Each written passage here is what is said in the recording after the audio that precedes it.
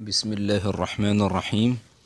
ہمارے ہاں ایک عجیب و غریب معاشرتی برائی بڑھتی جا رہی ہے، پھیلتی جا رہی ہے، اور وہ یہ ہے کہ گالیاں دینا، اپنی زبان کو لعن طعن میں استعمال کرنا، کسی کو لعنتی بولنا، یہ ایک سنگین گناہ ہے، بہت بڑا گناہ ہے۔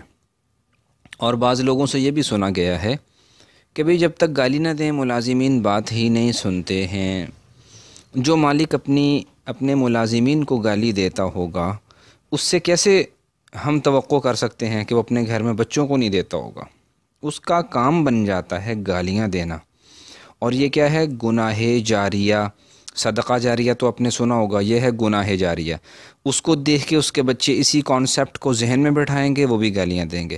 ان کو دیکھ کے ان کے بچے ذہن میں بٹھائیں گے، قیامت تک اس بندے کو عذاب ہوتا رہے گا، کیونکہ یہ ایسا گناہ چھوڑ کے گیا ہے جو ختم ہونے والا نہیں ہے۔ اور حدیث میں آتا ہے سباب المسلم فسوق، مسلمان کو گالی دینا فسق، گناہ ہے۔ اور قرآن کہتا ہے فَإِنَّ اللَّهَ لَا يَرْضَىٰ عَنِ الْقَوْمِ الْفَاسِقِينَ، کہ اللہ پاک ایسے گناہ گاروں سے راضی ہی نہیں ہوتا۔ اور وَاللَّهُ لَا يَهْدِي الْقَوْمَ الْفَاسِقِينَ، اللہ پاک ایسے گناہ گاروں کو ہدایت ہی نہیں دیتا۔ اور فَهَلْ يُهْلَكُ إِلَّا الْقَوْمُ الْفَاسِقُونَ، جو لوگ ہلاکت میں ڈالے جاتے ہیں یہی تو ہیں جو اس قسم کے گناہ کا ارتکاب کرتے رہتے ہیں۔ تو گالیاں دینا دین کے اندر انتہائی سنگین نوعیت کا جرم ہے۔ اللہ پاک کا ارشاد ہے قولوا قولا سدیدا، سیدھی سیدھی بات کیجئے، سچی بات کیجئے۔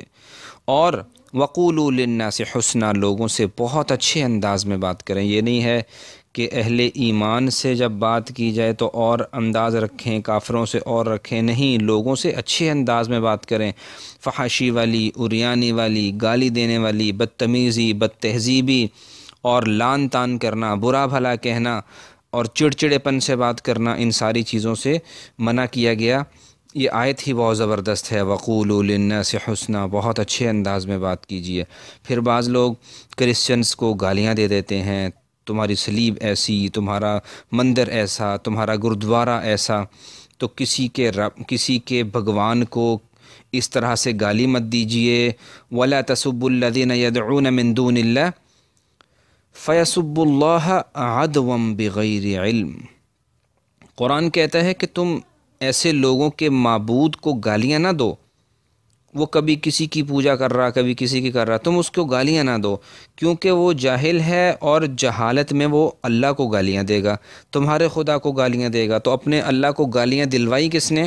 اسی نے جس کے پاس بات کرنے کا طریقہ سلیقہ نہیں ہے۔ تو گالی دینے سے کوئی تبلیغ نہیں ہو سکتی ہے۔ اور یہی قرآن کہہ رہا ہے کہ دعوت دو، تبلیغ دو، لیکن حد نہ پار کرو، گالیوں پہ مت اترو، یہ کوئی طریقہ نہیں ہے۔ ان کا جھوٹا ہونا غلط ہے، ان کا اپنی جگہ غلط ہونا ایسے ہی ہے، لیکن ہم اپنی زبان سے غلط الفاظ کیوں استعمال کریں؟ اور حضرت انس رضی اللہ عنہ فرمایا کرتے تھے کہ مجھے نبی کریم صلی اللہ علیہ وسلم نے کبھی زندگی میں گالی نہیں دی۔ حضرت انس رضی اللہ عنہ اللہ کے نبی علیہ السلام کی خدمت میں تھے، خدمت کرتے رہتے تھے، 10 سال تقریباً خدمت کی۔ اور حضرت ابو ہریرہ رضی اللہ عنہ فرماتے ہیں کہ فحاشی عریانی والے الفاظ سے بچا کرو، کیونکہ اللہ تعالیٰ ایسے الفاظ کو پسند نہیں کرتے ہیں۔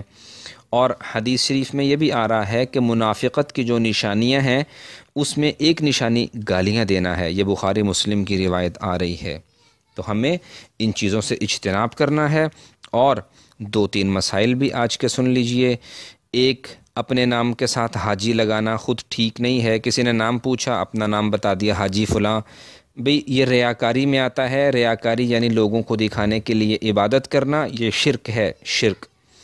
اور اسی طرح دوسرا مسئلہ یہ ہے کہ بعض اوقات آنکھوں میں لینز لگوائے ہوئے ہوتے ہیں یا لگے ہوئے ہوتے ہیں، ایسی حالت میں وضو بھی کر سکتے ہیں، غسل بھی کر سکتے ہیں، دونوں درست ہوں گے، کوئی حرج والی بات نہیں ہے۔ اللہ پاک ہم سب کو صحیح معنوں میں دین سیکھنے اور عمل کی توفیق عطا فرمائے۔